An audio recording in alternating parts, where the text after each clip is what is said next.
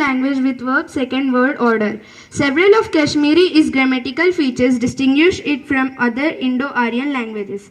Kashmiri nouns are inflected according to gender, number and case. There are no articles nor is there any grammatical distinction for definitives, although there is some optional adverbial marking for indefinite or generic noun qualities. Now let us do some conversation in Kashmiri language.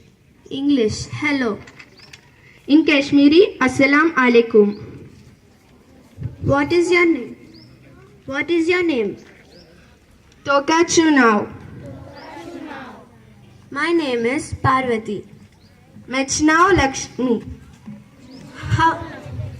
How are you? Tu hi chuvarai. I'm fine. Ansa varai. Let us repeat it again. Hello. Assalam alaikum. What is your name? Toika Chunau. My name is Parvati. Mechlau Lakshmi. How are you? Tu hi chuvarai. I'm fine. Ansa varai. Thank you. Thank you.